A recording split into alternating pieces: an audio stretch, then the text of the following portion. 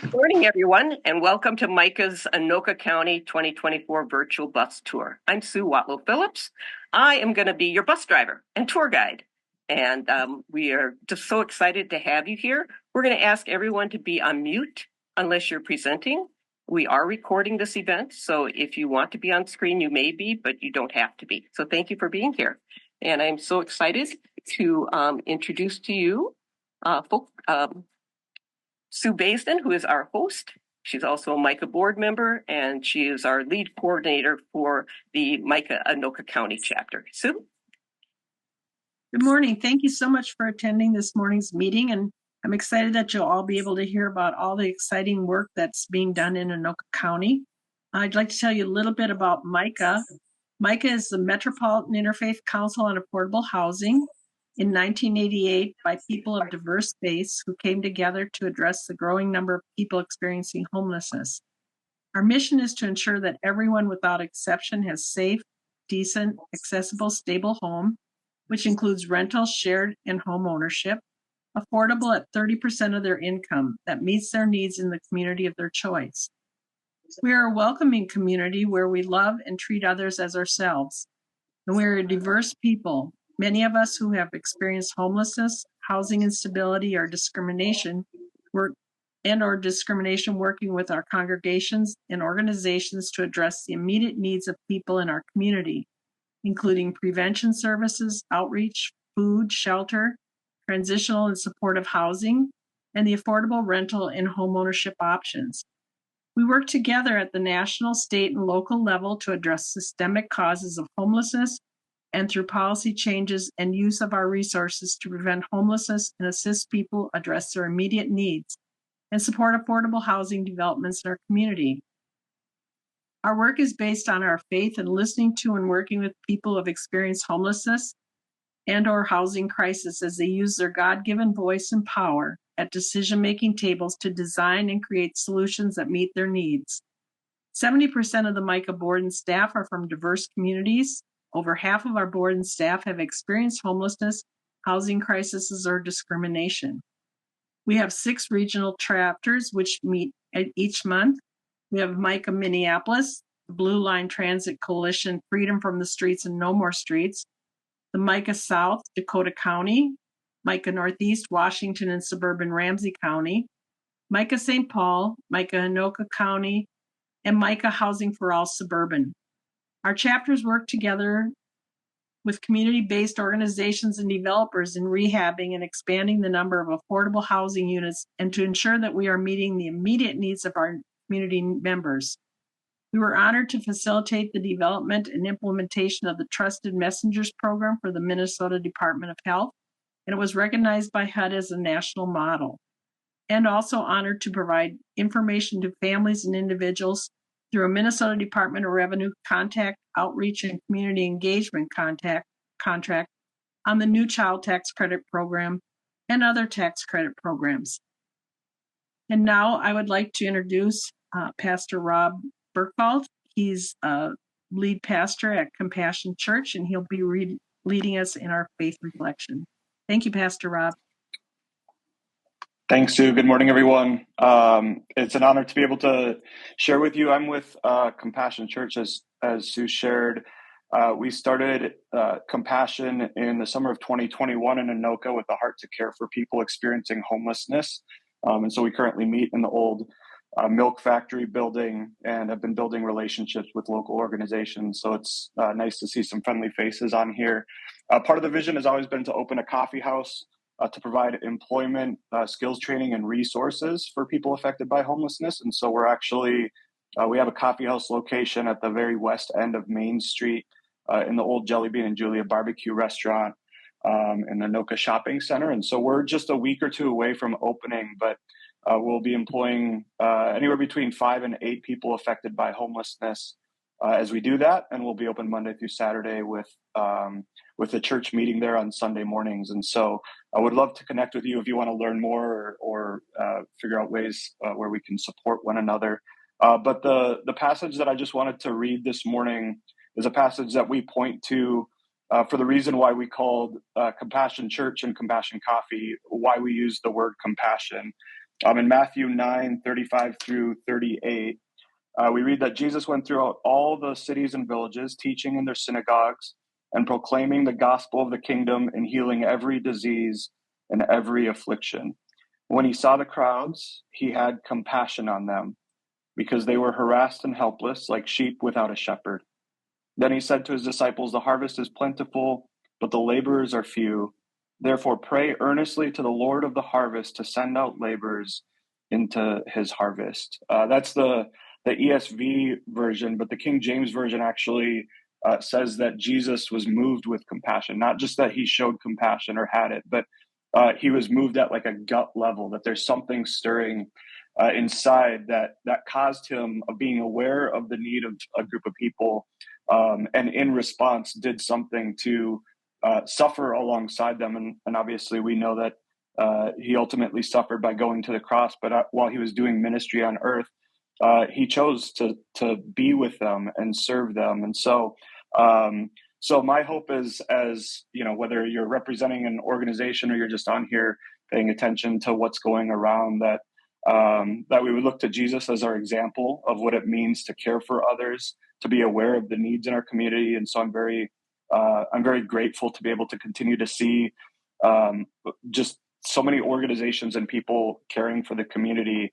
That's one of the things that I was just completely blown away by when we realized we were planting in Anoka, is how many organizations are already doing a lot of that work. And so I would also just encourage us, as we continue to move forward to do that work, that we would recognize that our rest comes from Jesus. He says that we can come to him and that he will give us rest. And so as we do this work, as it can feel tiring and hopeless at times, that we would find our joy and hope in Jesus Christ. And I pray that as we continue to move forward, that Jesus would be glorified as a result. So it's very nice to be here. Thank you.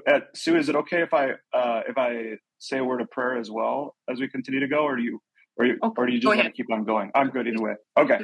Yeah. Heavenly Father, we do come before you this morning, and we thank you for all that you've done. We thank you for all the people on this meeting and all the work that is happening in and around Anoka County. I pray that you would sustain us as we do that work. I pray that you would help us become aware of the real needs in our communities, and pray that you would bring people to help do that work. And so we come before you, ask that you would guide us and lead us, and that you would be glorified as a result of the way that we live our lives. And so we give you this time in Jesus' name. Amen. Thank you so much, Pastor Rob. Really appreciate it. And thank you for all your great work, too. Yeah, thanks. So MICAH is, again, the Metropolitan Interfaith Council on Affordable Housing. So we are an interfaith group. All the 13 major world religions all have in their sacred writings the importance of loving others as ourselves. And MICAH lives out our prophetic vision that calls us to do justice, to love mercy, and to walk humbly with God. And so we envision a metropolitan area where everyone, without exception, has a safe, decent, accessible, and affordable home. So we have some rules on the bus. And I'm just going to warn you right now, please do not drive down Anoka County highways or roads the way this cartoon bus is going to be driving down the road, okay? This is virtual, so don't try this with your real vehicle. So our meeting is being recorded so others can review it later. Please stay muted until you're called on. Raise your hand physically or in the participants menu or in the chat for question. We are going to ask our presenters to answer questions that are in the chat. If we have time within their presentation, we will be taking some questions. And at any point your audio or video presentation seems to get choppy, try turning off your camera feed, and you should be able to hear better, and no spitballs. So let's get on board. And as we're getting on board, just want to talk with you a little bit about the theme for our bus tours. MICAH is doing 6 virtual bus tours. This is our 3rd one this month.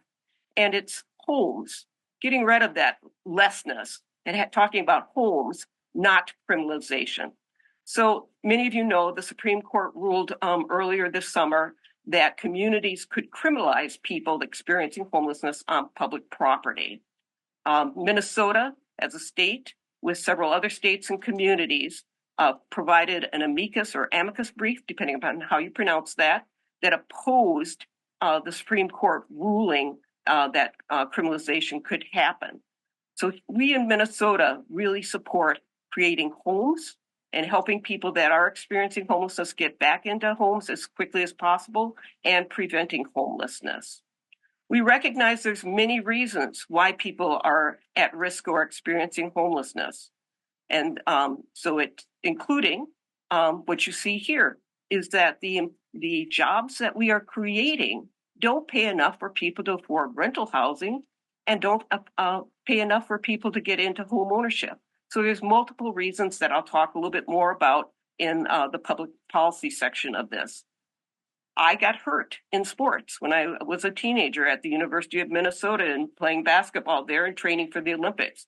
And that made me at risk of experiencing homelessness. My parents, after World War II, after my dad served in the Marines and got married to my mom, they could not afford housing and had to move back onto the farm up in northern Minnesota with my grandparents. So there's many reasons why people are becoming homeless. What we want to be is a welcoming community where we love each other and we share our resources with our neighbors and make sure that everyone has a home. Before we get started, just want to take a moment of silence and please remember the folks that have been impacted by both Hurricane Helene as well as Milton, also all the other natural disasters, the wars, people that are experiencing homelessness right now in our country, and the people that have passed away.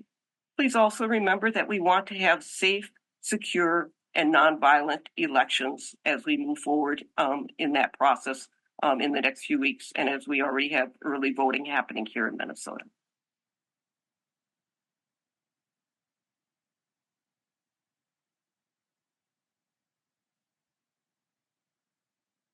All right, we're going to go on to our first stop. And here goes our little bus up to Anoka County. And Sue, I'll pass it back to you. Okay, thank you, Sue. Good morning. We'd like to welcome Commissioner Mike Gamache, who's the County Board Chair of Anoka County. Welcome, Mike, and thank you for presenting today. Thank you, Sue. Can you hear me okay? Yep. Great. Yes, I can. Great. Yeah, and thank you, Pastor Rob and Sue for the kickoff as we got the bus started and got rolling down the road. There's some good things were discussed, and I know that we're dealing with a lot of issues out there today, and the cost of rent and the cost of buying a home. All of those things affect so many people's lives, and that's really part of what the problem of the homelessness issue is. The other parts are related to sometimes mental health issues and making sure we have places there. And I know that you're likely going to have, because I do believe I saw Mr. DeGeest on the line here, so he's probably going to talk a little bit about Stepping Stone. And I've had some experience with Stepping Stone over the years, being on their board for a number of years. Also, as the commissioner, we do a lot of work with Stepping Stone, obviously, to help keep them moving in the right direction and helping them with the building that they do lease from the county. So I'll be happy to hear some of the comments there. But one of the things I wanted to touch on quickly, I believe I discussed this last year a little bit, and there is a building that Anoka County was interested in purchasing, and it is in Columbia Heights, and we did make the purchase of that building. We are now in the process of reaching out to different nonprofit organizations to see who would be interested in using this building as a homeless type shelter that would be for families. As I was talking about Stepping Stone, Stepping Stone is for people who are single and homeless. You may have a couple together or something, but that's an oddity. It's for the single people that are homeless, and we don't really, it doesn't go down to the level for children, which can be an issue. So with that in mind, this building became available, and we began to look into it as to how we could refurbish, remodel, make it a facility that could handle having families involved. So we've begun the process of, but the other part of it is that the county doesn't have the expertise on actually running the building ourselves. So we're looking towards groups that do. And what we would do is, make an agreement with them as to how that would work out. So we're in that process right now. The Anoka County Housing and Redevelopment Board is going to, now that everything has been, the sale has been completed, we've had some architects begin to look at the building, and we have begun to invite people to come and look at the building from the nonprofit sector. We're going to go out as a board to take a look at some of the issues that have come up since the architects and some of the nonprofits have had some questions for us. So we're going to get a better look at that. We've only kind of gone on the information passed on to us. So my suggestion as the chair that we get out there to take a look at exactly what some of these issues may be on this building. So we're going to have more information. I would hope soon. We're setting up something in either later October. Oh, October's moving through, going so fast right now. I think it's going to be maybe the last week of October, or the second to last week of October, or into November. We'll take a look at personally, the commissioners will take a look at the building to see what some of the issues might be. But that's an exciting opportunity. And we do have, some money that's coming from the state, which as often as I possibly can, I know it's an election year, but as often as I possibly can, I will thank both the House and the Senate and the governor's office for some of the things that were passed in 2024 that are going to be helpful in many areas for the county, as more money is being sent to us to help with some of the programs that we run, and also for these housing dollars that are being made available both locally and statewide. So it's a good opportunity. I think it's also going to be a good opportunity for Anoka County and the 21 cities that we have in Anoka County to come together to hopefully form an HRA of our own. We're kind of Anoka County is kind of the odd duck. Most of the counties have an HRA, and all of the cities are covered under that. I can't say all of them, but a good majority of them are. We have our bigger cities like Blaine, Coon Rapids, Andover, and there's a few others.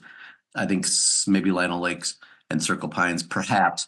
They're not covered by our HRA, and that means some of the money that we receive from the federal government, we cannot use in those cities because they have their own HRA, and they can tax for their own purposes.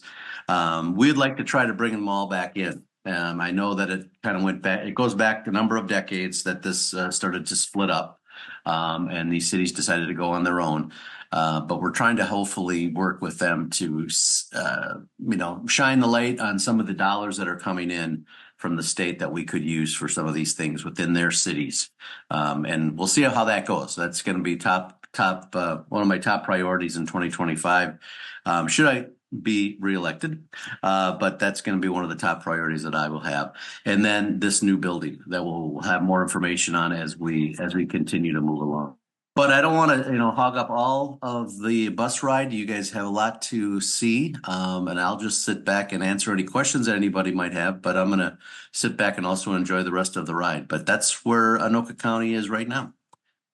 Thank you so much, Commissioner. Thank you. A minute or two if you would be willing to take the questions. If anybody has a question, if you want to raise your hand, and Sue or Jerry, if you could see hands. So I do have a question, Commissioner. Sure. We had passed with the earlier Anoka County chapter called MICAH North at that time, the Housing Trust Fund in the HRA, and wondering if that's still alive and working in Anoka County, or has that just been kind of put on hold? How long ago was that, Sue? That would have been in the late 90s, early 2000s. Okay. You caught me there. I don't have much information on that. Let me do some checking with our staff and get a response over to you guys. I'm not really sure where that housing trust fund is still there, still available. As I indicated, there are a number of different programs that go on where we're helping people refurbish their homes. Those are running in a number of different cities, including the one in Coon Rapids. This is one. It's an interesting funding source because actually, even though Coon Rapids has its own HRA or Economic Development Authority, they can also help. They can get some money from us for some of those types of programs. But those are the ones that I think it's called Red Door in Coon Rapids, where you can get money to do some things that upgrade your house and fix it up. And some of them take on a whole house that is then made available at a good price. Which in today's world still seems high to me after, I bought my house in 1985 for 75 grand and I thought, holy cow, that was a lot of money then, but now we all realize how it's gotten. But I'll do some checking on that home trust fund because I don't really have any information on that and I should. So I'll see what I can find out. Okay. So it's a housing trust fund. So thank you. Housing trust fund. Got it. Yep. Great. Thanks. Thank you so much and appreciate all your leadership too and the great work that Anoka County is doing. Thank you. We are going to move on and I'm going to share my screen again. And thank you again, Commissioner. And so we're going to move on here. Get on the bus going here.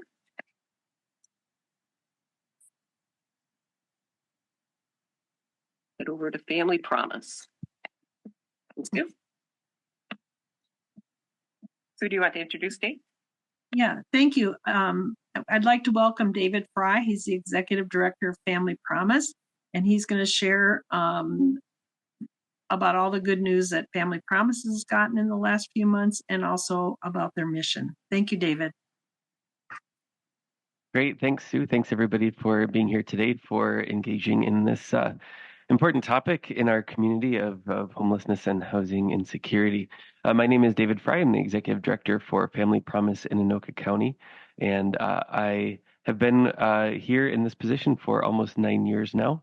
We, as an organization, go back even longer. Sue Baisden is very aware of that. She was one of our founding board members and has been involved with Family Promise for a very long time in that way. I recognize a lot of people on this call also who have been involved with the work that we do as well. So thanks for that. And there's always time if you aren't involved with us, if you don't know much about us, there's always time for you to get involved. And I'll share a little bit about how that can happen.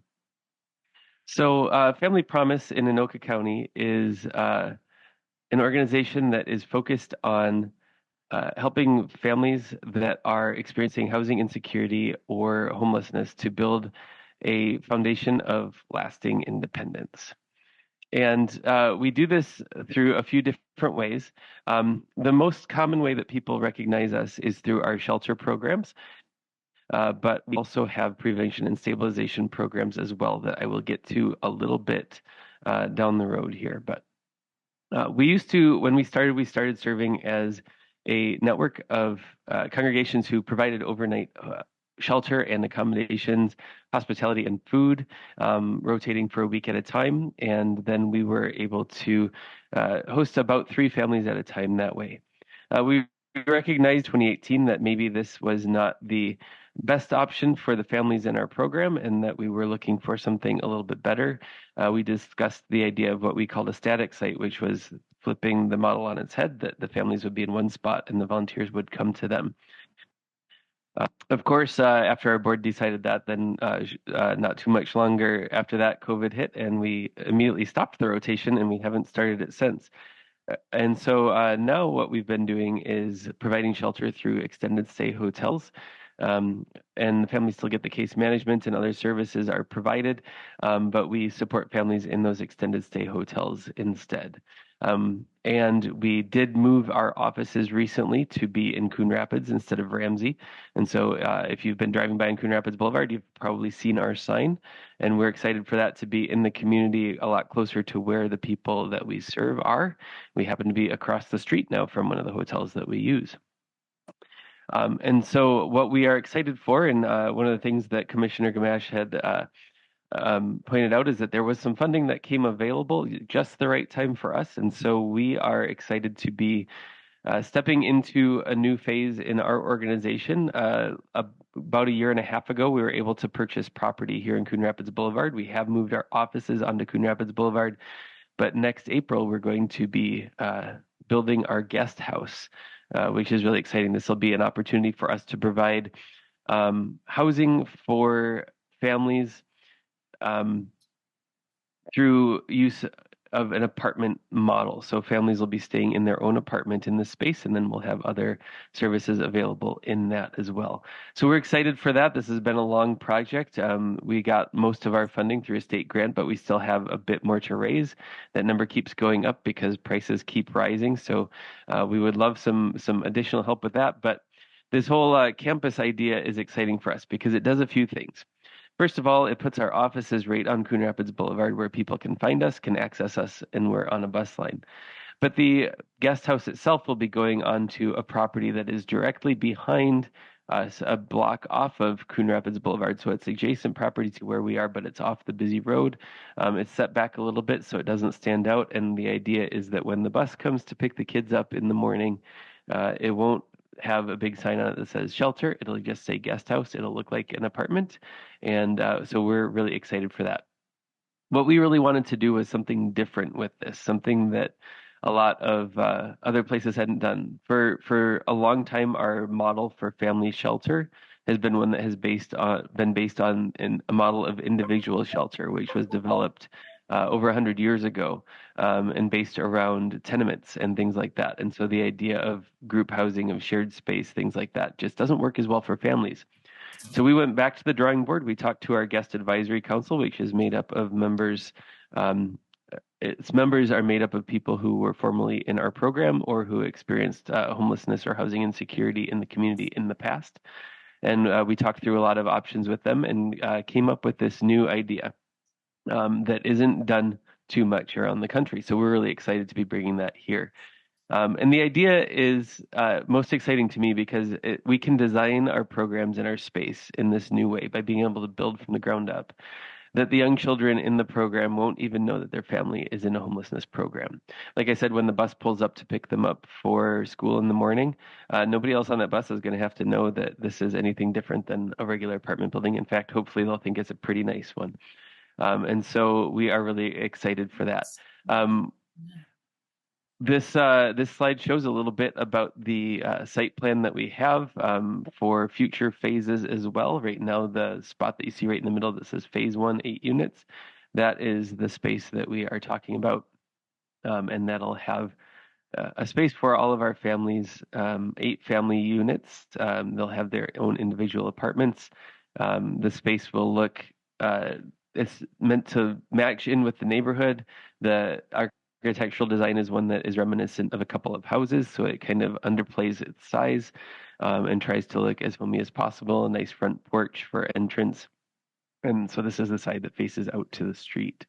When we walk inside, we can see we have updated our drawings some, but I don't have ones that I can share yet for that. I'm changing a little bit at a time, but we have, we'll end up with two units down on the first floor that will allow for 2 fully accessible units, but otherwise the rest of them will be on the second floor, which will give us the opportunity to have 8 families in this building. We'll have a community room where we have the ability to have meals that we can provide. We can host our educational programming like Breaking Barriers there. We can have movie nights and things like that in there.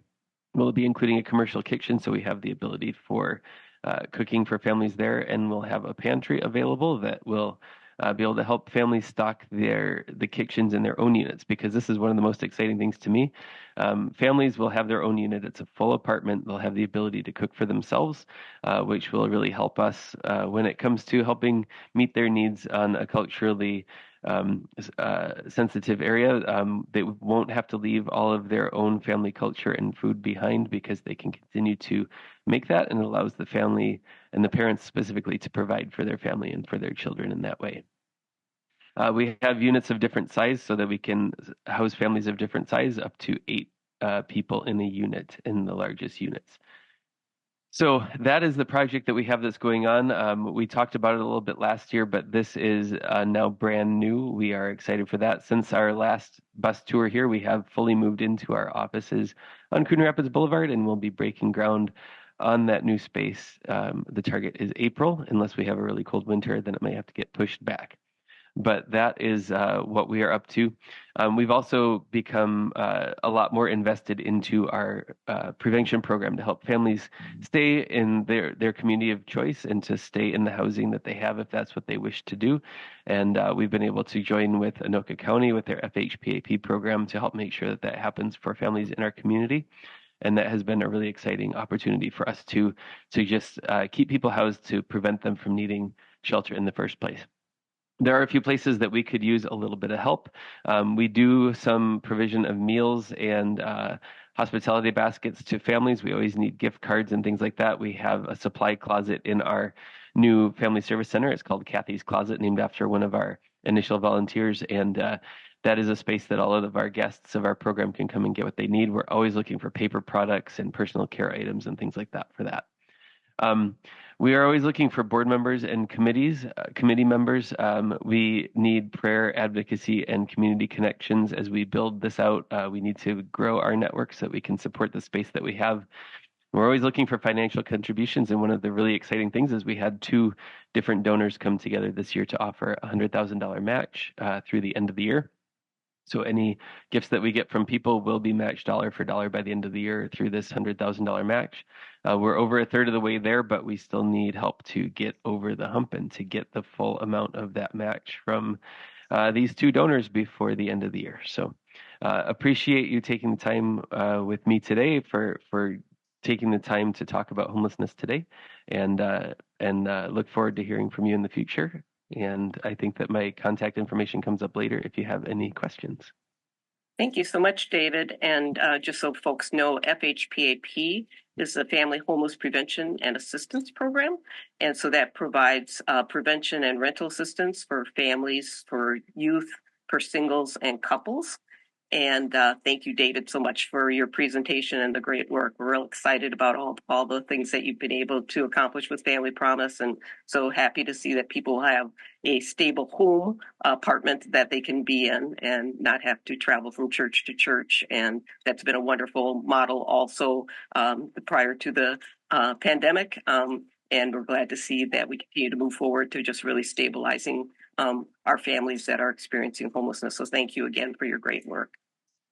So we are going to move on.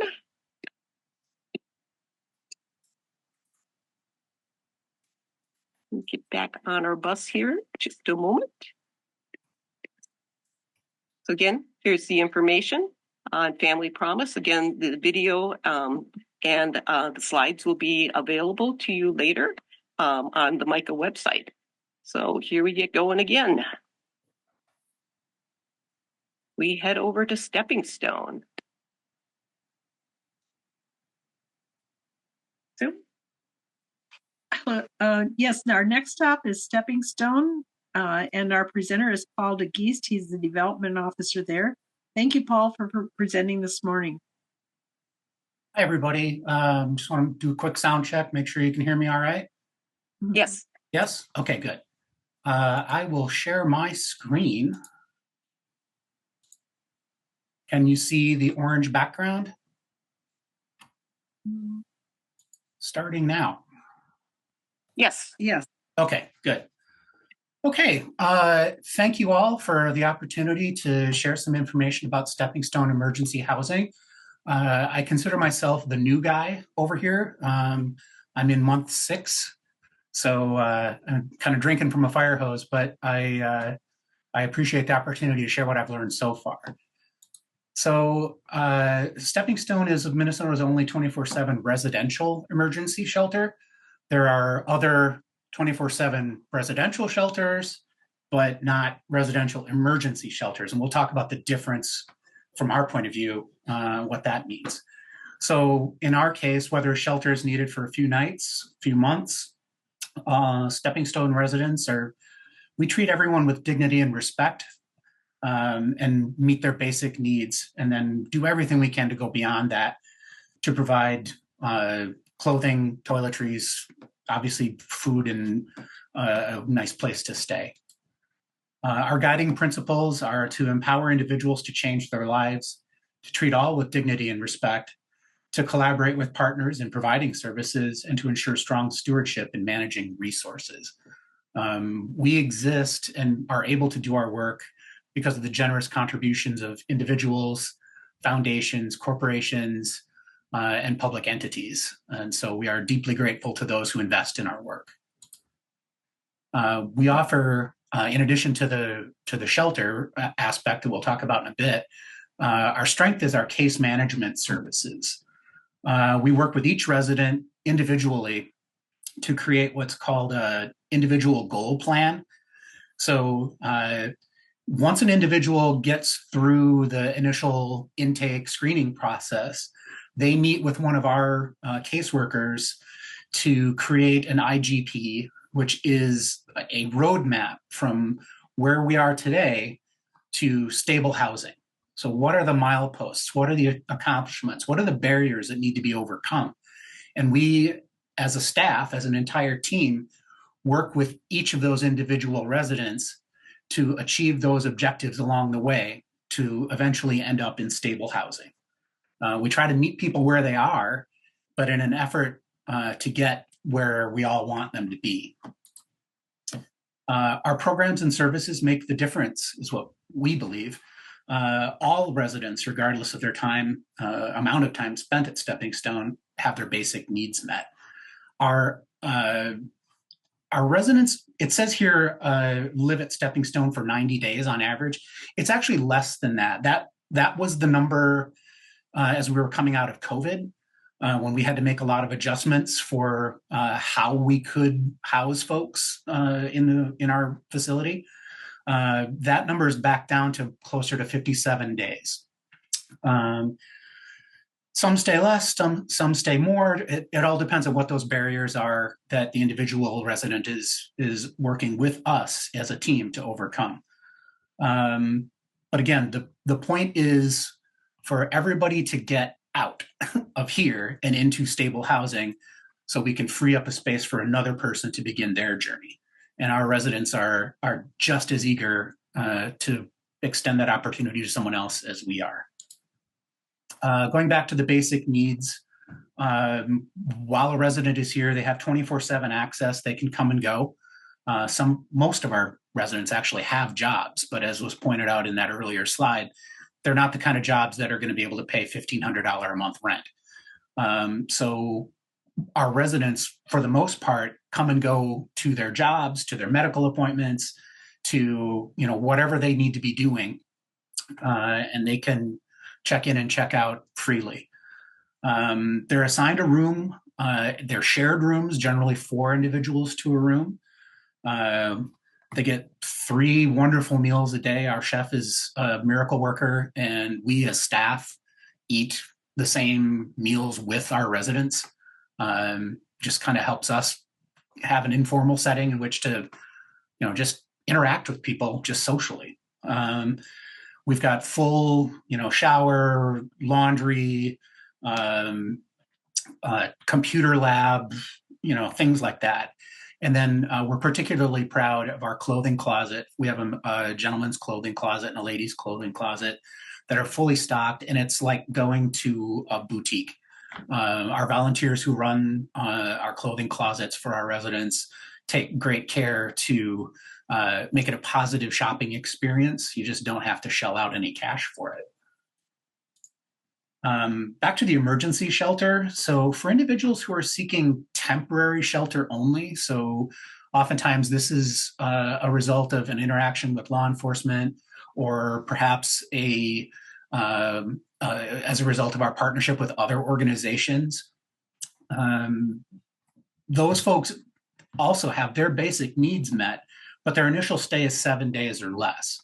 The maximum stay of 28 days within a 365-day year.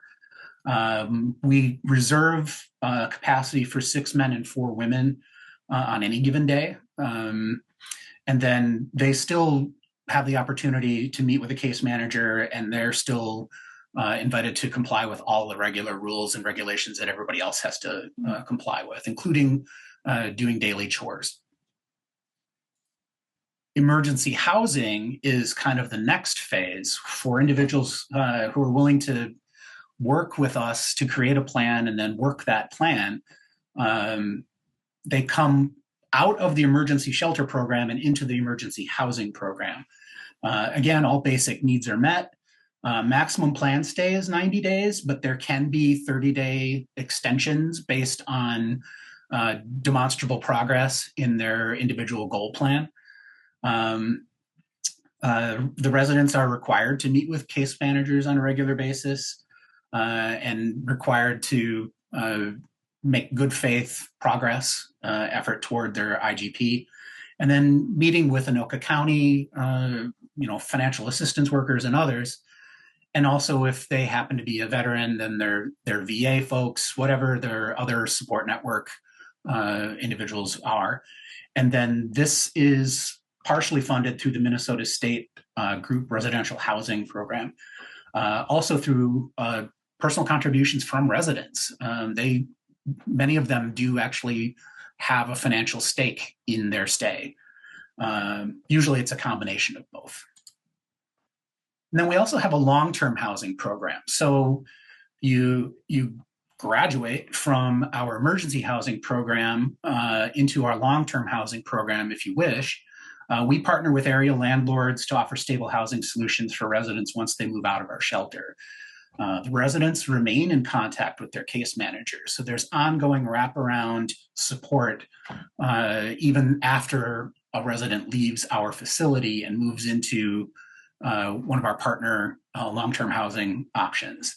And then the benefit to the landlords or the property owners, they have a pool of pre-screened tenants.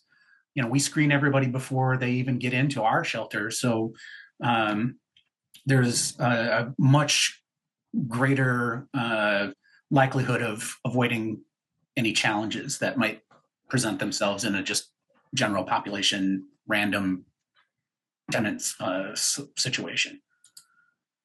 Then our newest program is our Housing Stabilization Services Program. There are many organizations that provide housing stabilization, and we're delighted to join their ranks. Our housing stabilization program is a little bit different in that, again, the residents that participate in that continue to have access to our case managers and other stepping stone staff, similar to the long-term housing program. It's just a different funding mechanism. So some statistics and highlights. We have 66 beds. Again, we hold aside a few for those emergency shelter needs, but generally speaking, we're full all the time. We, in the summertime, get probably between 20 and 30 calls a day from either individuals seeking access or from other agencies or organizations trying to find access to emergency housing opportunity on behalf of their clients. Unfortunately, we are not able to accommodate 30 new people a day. So, as badly as we feel about that, we simply just don't have the capacity to meet the need that we know about. And we know there's a lot more people out there in addition to that need these services. In 2023, the number of unduplicated people served was 299. So we had basically 300 folks come through last year, and we're on pace to beat that this year, unfortunately. Stepping Stone Emergency Housing is the only licensed single adult homeless shelter in Anoka County. Our facility, as I said, allows 66 people to live safely and securely as they work towards self-reliance. Again, the ultimate objective is stable housing and breaking the cycle of homelessness. Looking ahead, we are very excited to be expanding our partnership with Washington County. As some of you may know, Washington County is building a new facility on the county government campus. And we, Stepping Stone, will be providing the programming and staff for that facility once it's up and running. So we're very, very excited about that. And I look forward to updating you on that progress. A tremendous challenge that I'm sure you're aware of. The largest group or demographic of people experiencing homelessness in Minnesota and nationally are senior citizens, people over 65. We are working with the county and other agencies and organizations to figure out better ways to address the needs of our seniors experiencing homelessness. They have a higher degree of medical needs. Finding a job is probably not part of their success story.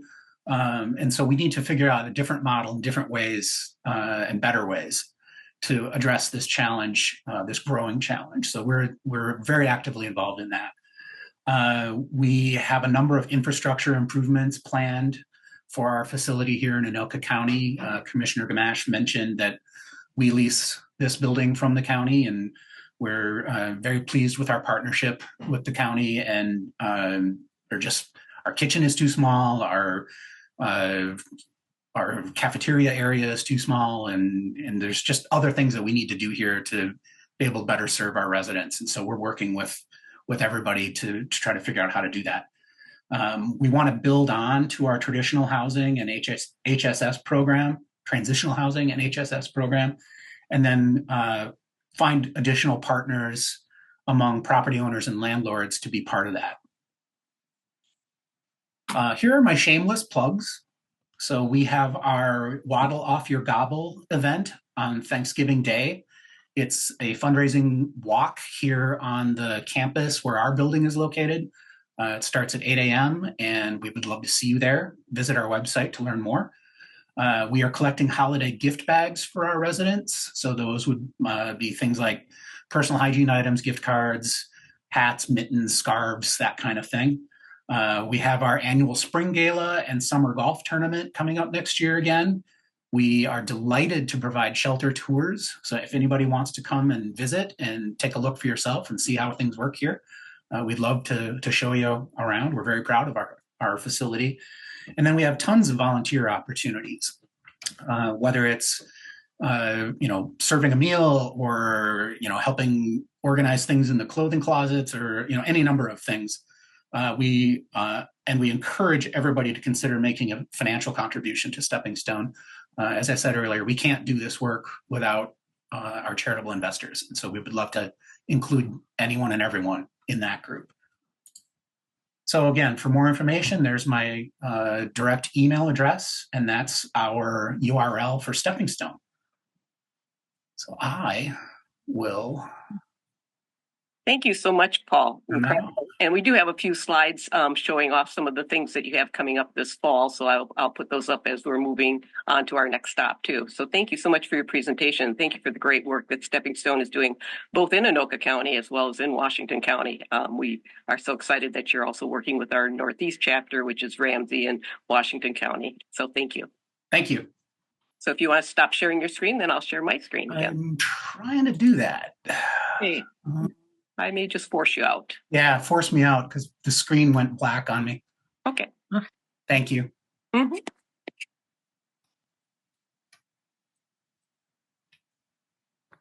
All right.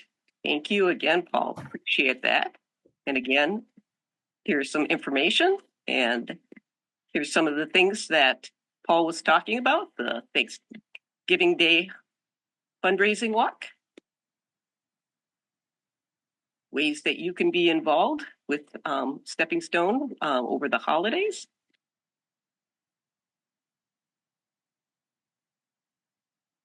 Again, all these slides will be a part of the recorded presentation. We'll be asking presenters to share their slides too. So we're gonna get back on the bus and move on to our next stop. Again, please do not drive this way on Anoka County roads. Only this cartoon bus can do that.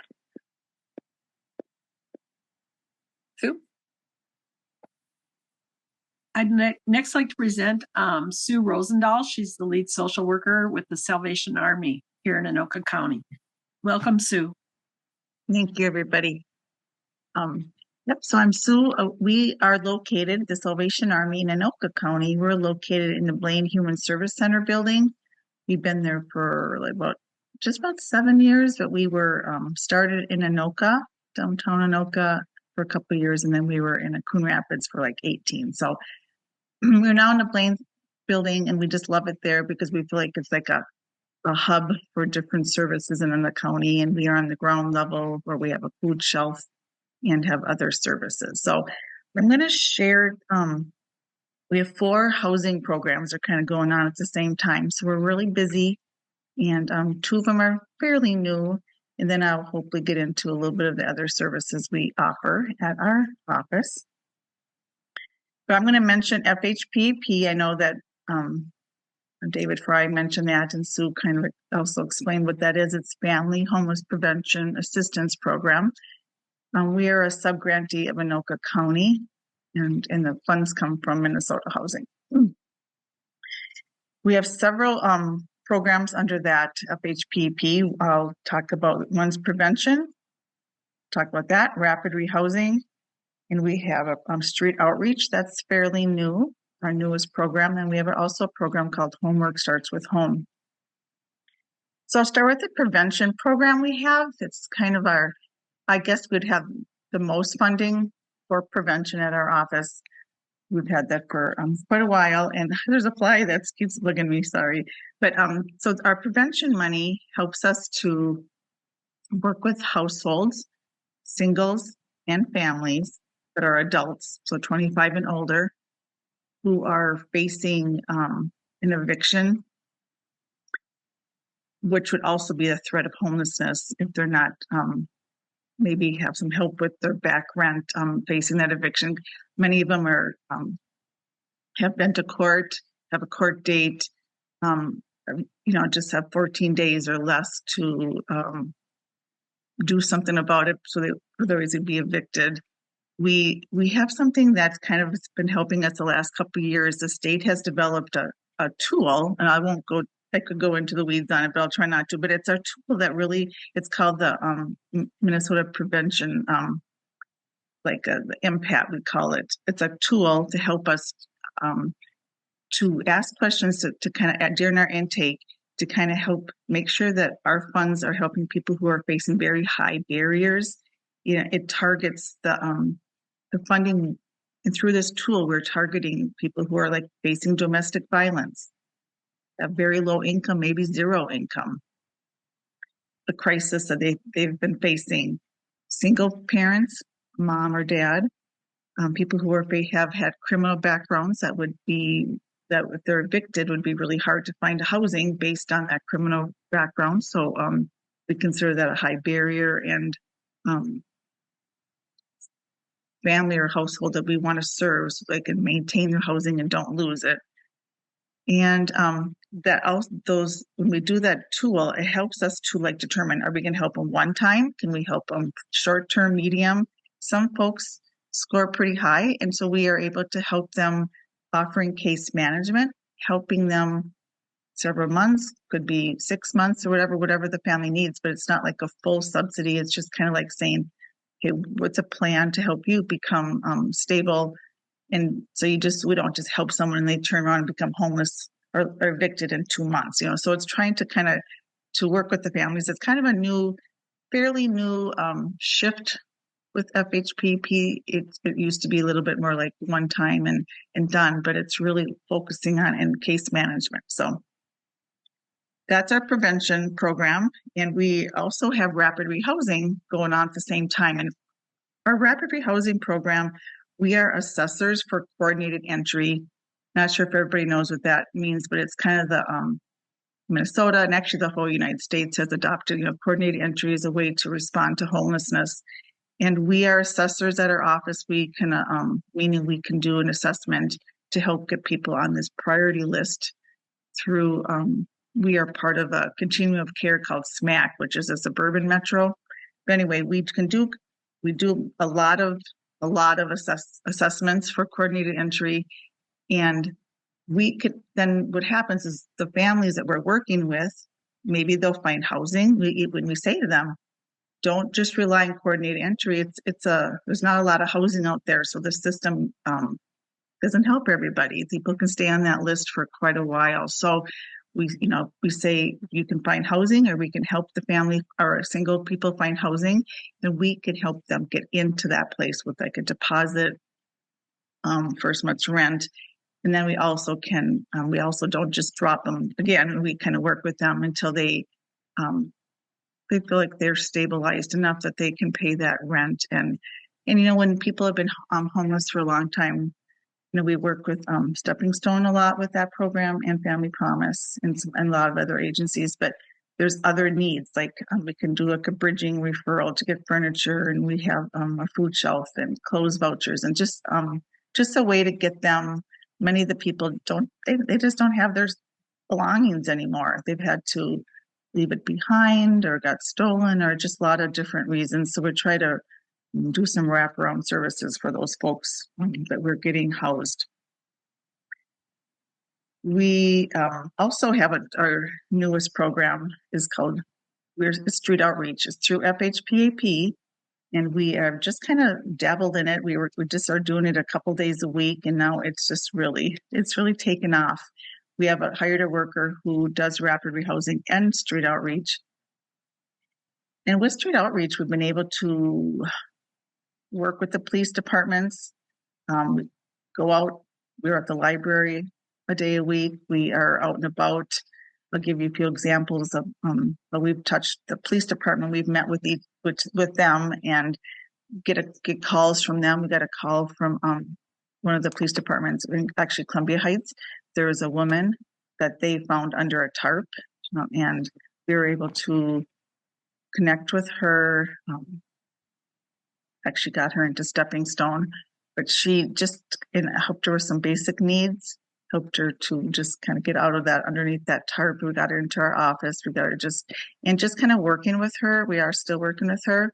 Another police department called. There's just so many unique situations. Like we went into an encampment, and nobody was there, but we left notes and like some food, and one of the people in that encampment did reach out to us. There was a person that was actually the police called.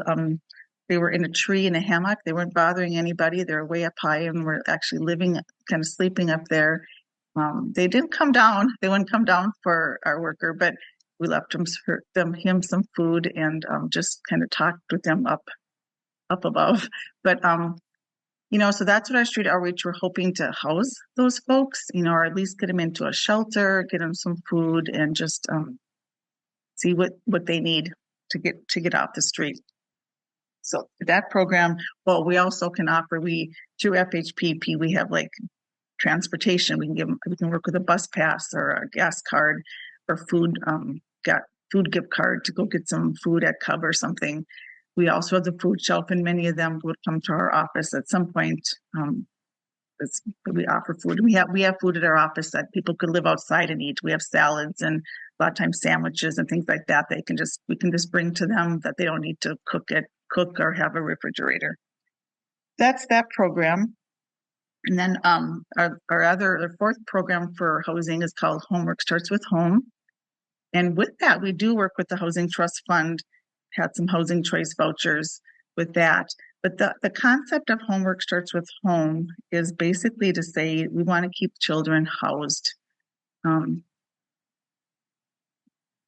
to end that generational homelessness and to keep kids stable. So that is a kind of unique program where we actually work with the Anoka Hennepin School District. There's 7 targeted schools, and I don't think I can list them all. I should have written them all down. Sue Bazin is on our advisory board, so if anyone we ask, maybe we can come up with them. But there's 7 targeted schools where the social worker can identify a family that's facing homelessness and can refer them they'll call us. There's a network, a team of people working with these families. So we'll have the social worker, one of our workers that we hired to do Homework Starts with Home, and just any other worker that this family is working with. We try to connect everybody as a team so we're all on the same page and helping them to find home and to end their homelessness for the children. The one part of that one makes it a little harder is we are having to, we're looking for housing. We've housed a few families, which is great. we have to house them within that district that the school they go to, because they're McKinney-Vento families, households. So sometimes that's a challenge. We're working with the family right now that's a very large family, and that's kind of been hard in the Anoka County area where that school is. But we're looking for to find housing for them. So no, that's our Homework Starts with Home program, and we're kind of, with all our programs, we're kind of out. We're kind of don't have a lot of space at our office. We're outgrowing our space at the Blaine Human Service Center building. We're hoping to expand maybe upstairs or something, get another office there. If that doesn't work, we're going to be just looking for another office someplace if anyone ever, in the vicinity of the Blaine area, but we might have to find another space because we're needing to hire more people and we just don't have room. So that's just a little plug in case someone can think of an office space for us, just to house our families working with our workers working with FHPP. Just a couple other things we do. We know that when people are experiencing homelessness or facing eviction, there's just a lot of other needs they would have. That's where we have our food shelf that serves Anoka County. And we have lots of meat, milk, eggs, fresh produce. And so we have a pretty good food shelf going on there in the Blaine building. And people can come in every once a month. We can offer clothes vouchers and transportation to people who are just started a job or just need clothes or some basic needs. So that's what some of the other services. We do have one more program called Heat Share, and it's when a household is facing like a disconnect, or maybe they've already been disconnected on their gas or their electric. It's called Heat Share because it's mainly if their heat is involved in it. Energy assistance is open right now, so we kind of work they're right upstairs and we're downstairs connected with energy assistance in the county. So people we're kind of the last resort, but are open to, we work with families who are cold or in the dark, who are disconnected in their utilities. So those are some of the things we do. I may have missed a few. I don't know if there's any questions anybody has for us, but that's our services we do in Anoka County. Thank you so much, Sue. And just so everybody knows, the McKinney-Vento education program has a little bit different definition than the HUD definition. So that includes families that are doubled up. And so it provides the opportunity through Homework Starts at Home to help those families get into their own rental housing, as well as families that are actually experiencing homelessness in shelters or living in their cars too. So obviously we have some definitions that we'd like to have as one definition, and utilize that definition because people have many different ways that they experience homelessness. Thank you for your years of service at Salvation Army and the incredible work that Salvation Army does. So thank you so much. We're going to move on. Everybody. We're going to move on to our next stop.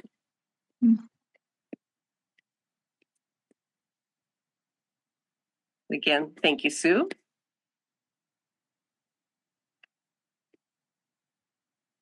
And again, things that they have needs for, transportation gift cards, food gift cards. So if you can help out in any way, that would be great. So let's get back on the bus and head to our next.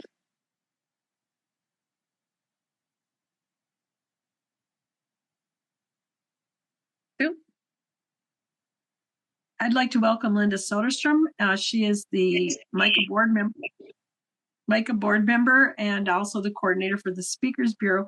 And she's going to be telling you about a speaking opportunity that MICAH will be hosting in November. Welcome, Linda. Thank you, Sue, so much. Can you hear me okay? Yes, can. Okay, good. I'm a person with lived experience, so it's a little bit nerve-wracking just to speak for a few minutes here. Firstly, I want to let everyone know that November 12th at 6 p.m. at the Coon Rapids Civic Center Transformative Circle is hosting the MICAH Speakers Bureau, and our Speakers Bureau is called We Are Your Neighbors. And that's because we are your neighbors. People worry about those people and these people, and we're your neighbors already, people who have experienced homelessness or insecure housing or discrimination. We've toyed with various titles. We pondered our voices and our power. because that is where we find our power, is in using our voices. And a good friend of our Speakers Bureau suggested that We Are Your Neighbors would be very, very inclusive of all, and a good way to go. We are in our second year already, and it's really very amazing. We've spoken at 4 or 5 other churches already and had a training day up on Capitol Hill as well.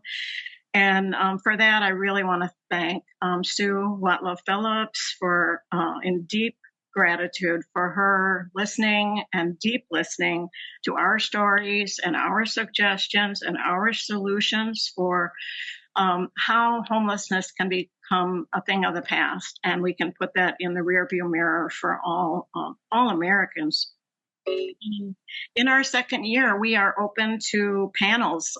We try to have one every month, if at all possible. And then one of our purposes is to give our narrative stories very efficiently, and to equip ourselves to very potently talk super briefly, as is expected of people at the legislative session, so that we can help with programs that are successful. And if there are programs that maybe we might know some solutions because we live in the actual housing, and we can be helpful by making suggestions. Some programs are designed without input from people with lived experience, more and more so in Minnesota, and very much so due to groups like MICAH and others. People with lived experience are now being included in a lot of decision-making tables. 440 people applied for 14 openings at the Minnesota Interagency Council on Homelessness this last year in an implementation phase. And it's just really impressive in Minnesota, and I think I will just say a grateful nation is really studying Minnesota right now to see how it is we go about solving for homelessness for everyone. We offer a small stipend. We have 3 panelists who speak. We have a moderator. We have a brief video that explains the 50 years of growing homelessness in America through the Bring America Home Now campaign of the National Coalition for the Homeless. And that is where federal laws are being designed as well. So we try to come really knowledgeably, but also to keep our stories really brief. And I guess one of my wishes is that because we know each other in a speakers bureau, we meet once a month in a listening circle with each other. We know each other's stories, so we can be brief because we have each other's back, and we don't have to wander off and talk too long or take too many minutes. So I'll just tell you really briefly, and before closing, my own Section 8 voucher was extremely helpful for me after adopting a young man from Hennepin County who was born with fetal alcohol syndrome. I had a depression and lost the home that I owned at that time and had to move home to my mom's house at the age of 55 years of age. We had the voucher then, and I've had the voucher displace me 3 times in 8 years, and now in my late 60s and early 70s. So even with a voucher, we really do not have universal vouchers. We have the federal style of voucher, but a landlord can bow out of that program, and we need to do better. We need to give full respect and dignity to people with vouchers, and a statewide Minnesota-based voucher that is determined by income would be a wonderful way to fill the gap. I will let you know that this last weekend, I had some friends down from the cities to the Winona. I live in Winona, and we had the Dakota-Lakota Unity Alliance, or Reconciliation and Homecoming here, which is a place of origin for Dakota-Lakota people. And it was beautiful, and brings me to really a crossroads where when we jump into the corporate world of not-for-profits even, or the state and their legislative process, that's all going on one track. But we are telling our stories at another speed entirely. And sometimes that just needs us to be very, very quiet and to live and sit and be with the harm that we may have endured, or to recover with each other in the presence of each other. So one of my favorite things at our panels is to simply, I would say enjoy, but to participate in knowing the responses of the other panelists when someone is speaking. And it's very profound to me. I'm very grateful to MICAH for that opportunity. At the Lakota Unity Alliance, the Master of Ceremonies taught us every morning at the sunrise ceremony, keep it simple.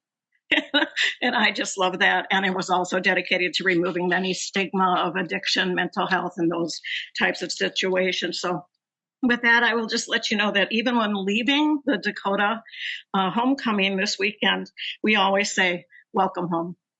Thank you. Thanks so much, Linda. Really appreciate it. And thank you for all your great work and volunteering to coordinate the Speakers Bureau for MICAH, that we are your neighbors, because we are your neighbors. And thank you for all the speakers that are with us today, too. I know that Melissa and Miss Jackson are with us. And so thank you for joining us. There may be others that have joined us that I didn't see previously, too. So again, you can get information. You can go to MICAH's website, and you can see information on the Speakers Bureau under our chapters section.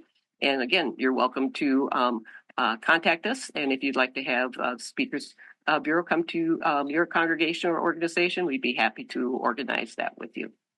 And we're going to move on to our final place, and that is the state capitol. And I'm actually going to be doing the presentation on this, so I will also come on screen. So MICAH's work is around making sure all this incredible work that you've just heard about stays funded. So we work on the local, state, and federal level to make sure that we are increasing resources for folks. Before I get into that, just want to tell you a little bit more about myself. So as I mentioned earlier, I experienced homelessness as a teenager when I was at the University of Minnesota. I got hurt in sports and became homeless. And as I mentioned, my parents also experienced homelessness after my dad finished up his service in the Marines and ended up needing to move back and double up with his parents, my grandparents, up in northern Minnesota. I've had the opportunity to serve God for over 58 years now, working with people experiencing homelessness. I was the executive director of Elam Shelter and Transitional Housing for 30 years, from 82 to 2012. I was one of the founding board members of MICAH in 1988, and then was drafted by God and by the board to come on as acting and then the contracted executive director over 11 years ago. I also was a founding board member of the National Coalition for the Homeless and the Minnesota Coalition for the Homeless in the early 1980s, currently a board member of the National Coalition for the Homeless and policy co-chair. I also am a co-lead of the legislative team with Ms. Jackson, who's on the call, for Homes for All, which is a statewide coalition of about over 200 organizations that are working together to make sure that we are increasing the resources at the state level to serve the entire continuum to housing, so that we are doing outreach, prevention, day shelters, transitional housing, supportive housing, rental housing with and without subsidies, home ownership opportunities for folks, making sure that our manufactured home communities have the opportunity to purchase their own communities and become cooperatives, as well as keeping lot rents low, as well as many other different types of supports like the child tax credit and other tenant landlord law, to make sure that we are serving people holistically, in recognizing that we all experience homelessness in very different ways. So we are in the 5th decade of growing homelessness in our country. This is the longest period of growing homelessness ever in our history since the colonial days. Yet in 2024, oftentimes we blame people for becoming homeless, when really is reality, it's all of our responsibility. Is the structural changes that we've made in our country that creates a situation where more and more people are at risk and experiencing homelessness than ever before. 78% of Americans, I'm going to say that again, 78% of Americans live paycheck to paycheck. Over 1/2 of Americans are 1 to 3 paychecks away from not making their rent or mortgage payment. And at least 50% of our population, and after COVID, closer to 70% of our population, general population, will have a mental health issue at some point in their life. And typically 20 to 30% of our population has chemical health issues, with over 70% of our population using alcohol or drugs on a pretty regular basis. So when we think about people that are experiencing homelessness as having some of these same issues, that's true for the entire population, is that people do not have enough money to afford housing and may be struggling with other issues also. So some of our work on the federal level, as I mentioned earlier, is that we really fought the Supreme Court ruling in regards to criminalizing people experiencing homelessness. As I said earlier, the state of Minnesota provided an amicus brief prior to the ruling saying that we opposed any criminalization of homelessness, and that we continue to do that. We believe that we should be providing homes, not criminalizing people that are experiencing homelessness. The other thing on the federal side, most of you are aware that we are not in a government shutdown, which could have happened on September 30th at midnight.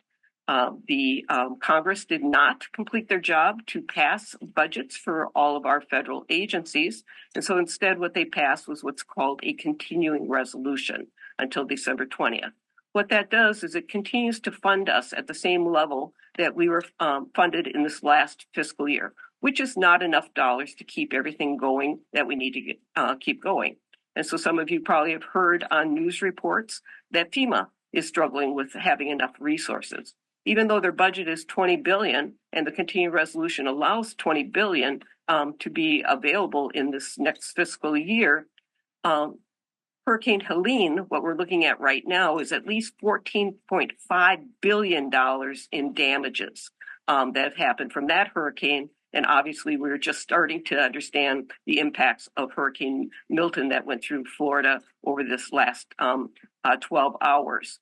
So we have great needs to address the different natural disasters that are happening in our country, and FEMA needs to have additional dollars. We're hoping that Congress will come back into session and to increase those resources. We are so proud of Senator Tina Smith with Representative Ocasio-Cortez, who introduced the HOME Act. That was introduced prior to Congress leaving on recess for the elections. And basically what this act does is that it would begin to really move us away from thinking about housing as a commodity, which means if you have enough money, you get it. If you don't have enough money, too bad, you end up being homeless.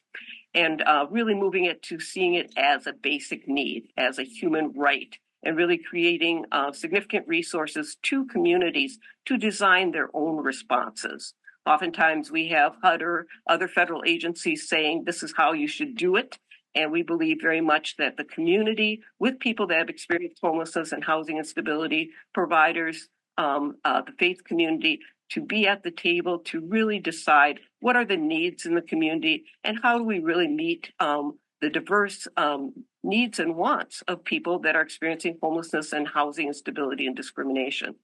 As Linda mentioned, the National Coalition for the Homeless, which she is a board member and I am a board member, launched the Bring America Home Now campaign, which we encourage you all to sign on to. And that is to create a right to housing and to really see housing as a basic human need, to make sure that we have universal health care. So everybody has not only access, but can obtain health care. Make sure that we have livable incomes, that we have jobs that pay a livable wage, that we have our public assistance benefits and unemployment that pays a livable income so people can meet their basic needs, and also to have basic incomes for folks. It also includes education and training. We want to equip our folks to be able to move into the middle class and to have good paying jobs, especially with the infrastructure and all the rebuilding that we will need to do from many of these natural disasters.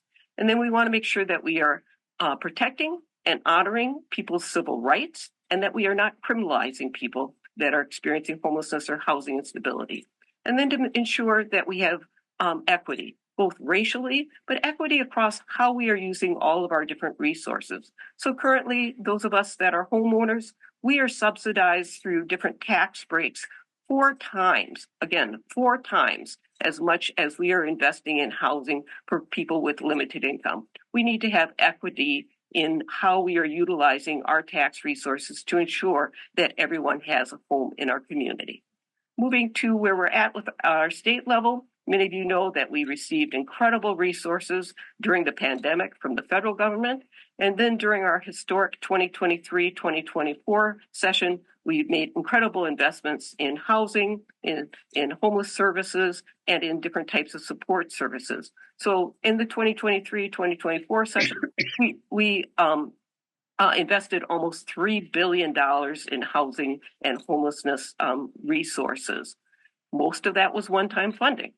We also invested another $2 billion in child tax credits, in making sure that we have our housing support program where people are only paying 30% of their income for housing for the majority of the people that are using that program in supportive housing, as well as other things around healthcare that have really assisted people to stabilize their lives, as well as increasing resources in education training and making sure that all of our kids are fed while they're at school and that there's no discrimination, that everyone can get a free breakfast and can get a free lunch.